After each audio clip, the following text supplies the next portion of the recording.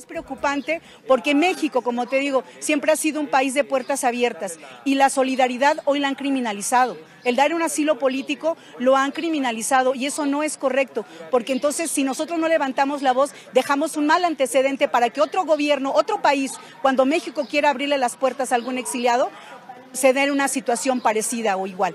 Adelante, Ina Finogénova. Esta vez no nos llevas a ningún sitio, ya estás en el sitio. Ya llegué en mi, ¿cómo dijiste? Andropov. Bueno, Andropov. Venga, vamos, Xavi. Se duerme bien en el Andropov. ¿Para qué me invitan? El análisis internacional de Ina Finogénova. Buenas compañeras desde la Ciudad de México, donde estos días coincidió el eclipse solar con el sismo diplomático en Ecuador y en México y las consecuentes réplicas que este está generando en ambos países y en toda la región. Ayer lunes, con un repudio unánime de la comunidad internacional de fondo, el presidente de Ecuador, Daniel Noboa, sacaba un comunicado oficial bastante alucinante en el que seguía justificando el allanamiento de la embajada mexicana y con ello la violación de la Convención de Viena, la violación de la Convención Americana sobre Derechos Humanos, la violación del derecho internacional humanitario y así podríamos seguir un buen rato. Todo lo que vimos el viernes pasado, esa policía armada hasta los dientes, irrumpiendo una sede diplomática, agrediendo a funcionarios mexicanos que la protegían, bueno, todo eso Noboa lo define en su escrito como SIC, decisiones excepcionales para proteger la seguridad nacional, el Estado de Derecho, la dignidad del pueblo que rechaza cualquier tipo de impunidad a criminales, delincuentes corruptos o narcoterroristas. Bueno, ya desde el primer párrafo nos demuestra que mucha idea del funcionamiento de la legalidad internacional no tiene y que tampoco parece interesarle demasiado, pero más allá de regodearse en esa ignorancia y usar para ello al pueblo ecuatoriano, que ya sabéis lo hace por el bien del pueblo ecuatoriano, bueno, pues acusa de traidores a la patria a todos los políticos ecuatorianos que lo condenaron. Y eso, viendo cómo va funcionando ese señor, es toda una declaración de intenciones, un aviso a ecuatorianos asilados por el mundo. El caso es que la unanimidad internacional es inédita, hubo algún que otro comunicado, los repasó Sugasti, como el de Uruguay o el de España, llamando a la concordia entre México y Ecuador y básicamente equiparando agresores con agredidos, pero salvo contados casos de manifestaciones ambiguas como esas, pues la condena al Estado de Ecuador es universal y sin matices, independientemente del signo ideológico de cada gobierno o portavoz que se pronuncia. Noboa ha logrado poner a todo el mundo en contra y que estados con posturas irreconciliables en absolutamente todo coincidan en este asunto en concreto. Porque, como ya se ha dicho también en el programa, no hay ninguna situación compleja y sin precedentes a la que se refiere él, por ejemplo, en su comunicado, que justifique la irrupción en una sede diplomática. Ninguna. El derecho internacional no contempla excepciones. Ina, y cuéntanos, ¿cómo están reaccionando en México a lo sucedido? Más allá de las declaraciones oficiales que ya hemos puesto aquí, ¿qué cuenta la gente común de que asalten su embajada? Pues la sensación que se percibe es de incredulidad más absoluta, repudio a los actos de Noboa y a la vez solidaridad con el pueblo ecuatoriano, que además de la violencia narco con la que tiene que lidiar, pues es gobernado por lo que está resultando ser un peligroso incompetente, ¿no? A nivel político se pronunció el mismo día del ataque el presidente López Obrador, anunció la ruptura de relaciones diplomáticas, llamándolo violación flagrante a la soberanía de México. Y ayer aquí en la Ciudad de México pude entrevistar para Canal Red Latinoamérica a la candidata presidencial Claudia Sheinbaum justo después de su primer debate presidencial y así es como se refería al asunto. Dentro vídeo. Si Claudia Sheinbaum llega a la presidencia, ¿cambiará algo en las relaciones de México con otros países? A ver, nosotros tenemos una constitución que establece cuáles son los principios de la relación de México con otros países, otras naciones, otros gobiernos y los pueblos. Y el respeto juarista que defiende esa constitución siempre va a estar ahí. Nosotros no tenemos política de intervencionismo, siempre de respeto y al mismo tiempo una política que marcó la historia de México de solidaridad con la democracia y con el autoritarismo. Por cierto, lo que pasó ahora en Ecuador es inconcebible, inconcebible. Ni con Pinochet llegó a pasar eso. México jugó un papel fundamental con la Guerra Civil Española, en donde muchísimas personas de América del Sur vinieron a México y además permitieron el enriquecimiento cultural de México, intelectual, de manera muy importante en la academia. Y esta cosa de asaltar una embajada es inconcebible.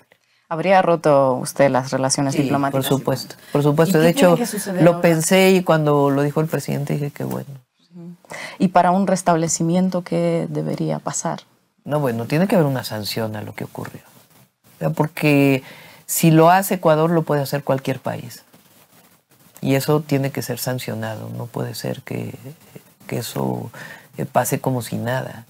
Entonces, para haber un restablecimiento de esas relaciones, pues tiene que haber un reconocimiento de que hubo un error. Y además que el derecho de asilo también es pues un derecho internacional. Bueno, aquí han tenido ustedes un pequeño adelanto de la entrevista exclusiva a Claudia Sheinbaum, la que todas las encuestas señalan como próxima presidenta de México, en Canal Red Latinoamérica, que emitiremos la semana que viene. Es muy importante lo que está diciendo. Si lo hace Ecuador, lo puede hacer cualquiera. Por lo tanto, tiene que haber una sanción ejemplar para que todo vuelva a ser como antes.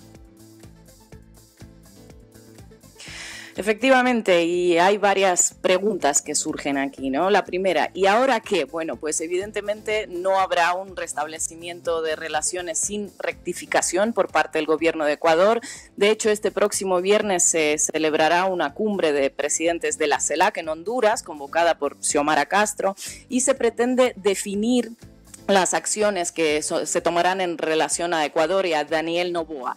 Y la segunda pregunta, ¿no? ¿Cómo fue posible esta mera violación? Bueno, este es el resultado de que un país sea gobernado por un caprichoso amateur con delirios de grandeza. La embajadora mexicana de Ecuador, Raquel Serur, definió muy elegantemente a este tipo de gobernantes en su discurso al regresar a México. Escuchémosla. El atropello cometido a nuestra embajada es de tal magnitud que el gobierno actual del Ecuador todavía no puede dimensionar lo que le hizo a su pueblo, que no merece el gobierno que tiene actualmente. Es un gobierno que improvisa y desconoce el arte de la política y el buen gobierno, que desconoce la trascendencia del asilo y su importancia como institución en la vida diplomática de México y de América Latina. No entienden que un Estado pueda proteger y salvaguardar la vida de una persona sin juzgar si esta persona es inocente o culpable. No conocen su propia historia. Creen o creyeron que el Estado mexicano actuaría como ellos lo harían o lo hacen, o como dice nuestro presidente Andrés Manuel López Obrador, no somos iguales. En México hay instituciones sólidas y los mexicanos estamos orgullosos de que así sea. Nosotros dirimimos nuestras diferencias con la elegancia y la ironía propias de nuestro actuar cotidiano. El encono político que encontré en ese país es su falla trágica, como diría Shakespeare. Pero estoy segura que el bello país que es Ecuador pasará esta etapa y tendrá días más luminosos. Yo deseo todo lo bueno a ese país y pido que el Ecuador sea bendecido con tiempos mejores. Su gente lo merece. Un gobierno que improvisa y desconoce su historia, bueno, tampoco sorprende que el hijo del hombre más rico de Ecuador, nacido en Miami y educado en los Estados Unidos, no tenga ni idea de la historia de América Latina. El problema empieza cuando vas a presidir un país latinoamericano sin tener ni idea de América Latina. Así es, ojalá el Ecuador sea bendecido con tiempos mejores, su gente lo merece, dice Raquel Serur, y acierta de nuevo, porque bueno, Daniel Noboa no es la enfermedad, es un mero síntoma, ¿no? Una metástasis es originada por el cáncer que ha estado devorando el Ecuador desde hace ya 7 años, una deriva de todo un país que comenzó con Lenín Moreno, su giro neoliberal, su acuerdo con el FMI a cambio de entregar a Julian Assange a la policía británica, sus recortes siempre justificados por la pesada herencia y sus casos de corrupción también paralelamente. Desde 2017 no existió en Ecuador ningún proyecto de país, o dicho de otra manera, el proyecto de país fue el abandono, el desmantelamiento del Estado, un modelo que se arraigó gracias a la inestimable complicidad de los grandes medios de comunicación. Manu los acaba de retratar muy bien. A Lenín Moreno le siguió Guillermo Lasso, un banquero con cuentas en paraísos fiscales y familiares vinculados con el narco, que no duró ni medio mandato, dejó un incendio y quien lo llegó a apagar con queroseno es Daniel Noboa, otro multimillonario que combina una extraordinaria ignorancia con una extraordinaria prepotencia, como pudimos ver estos días. Moreno, Lasso, Noboa son todo productos de la antipolítica que no resuelve ningún problema, sino que los crea y los profundiza. De manera que la justicia de Ecuador funciona para saldar cuentas con adversarios políticos. El caso de Jorge Glass es un loafer de manual.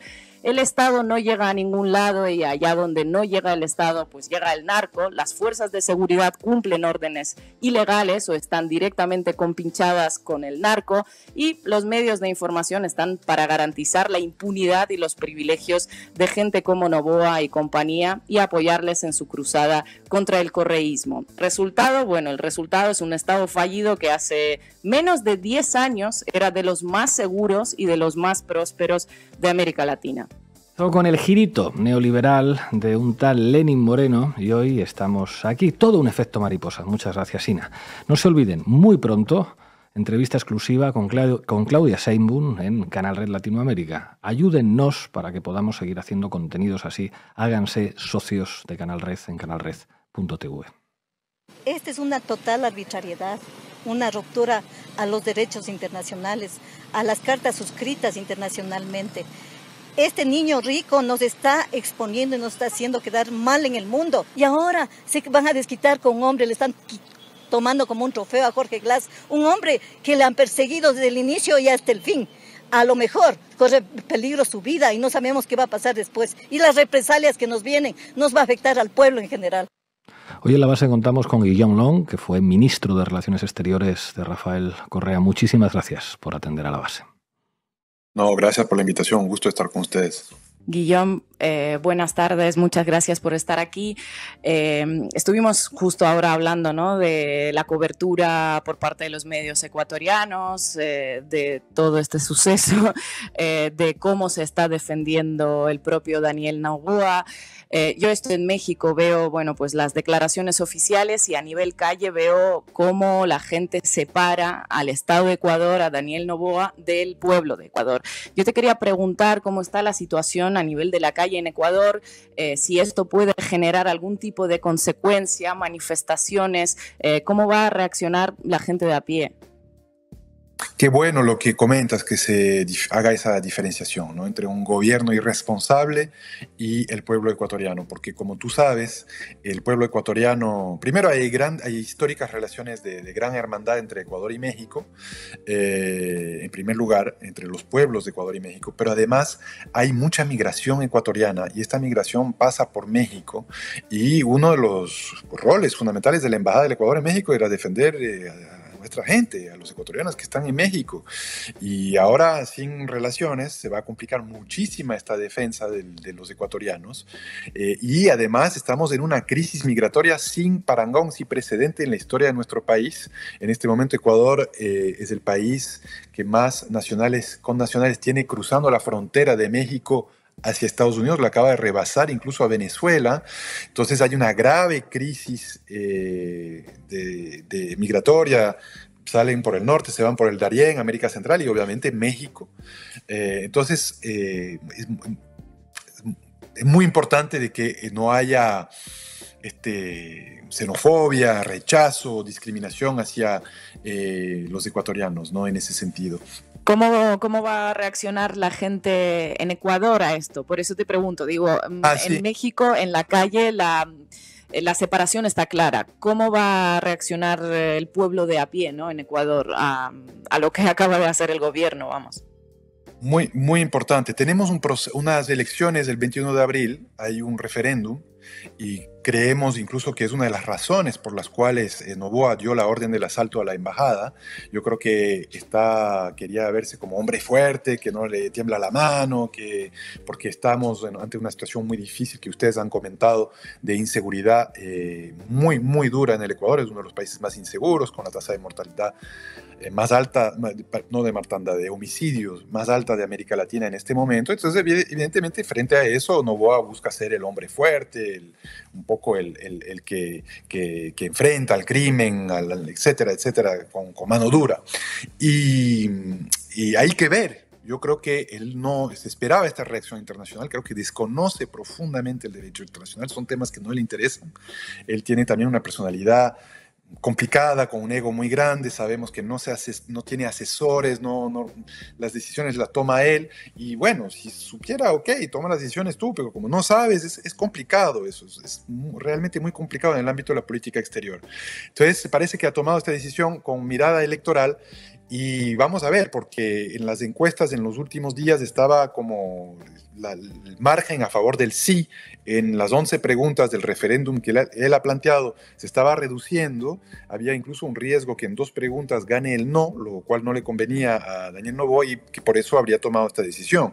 Hay que ver cómo evolucionan las encuestas en los próximos días para ver si hay una recuperación a favor de Noboa, fruto de esto, o si más bien se acaba de derrumbar. Yo no estoy tan confiado de que le sirva esta medida a nivel electoral. Yo creo que la gente se puede dar cuenta de que esto es un engaño y que además le perjudica al Ecuador profundamente y que le pueda ir mal en la consulta del 21 de abril. Pero estamos esperando en estos días las próximas encuestas para el debido análisis, ¿no?, de lo que ha sucedido. Y John Long, muchísimas gracias por atender a la base.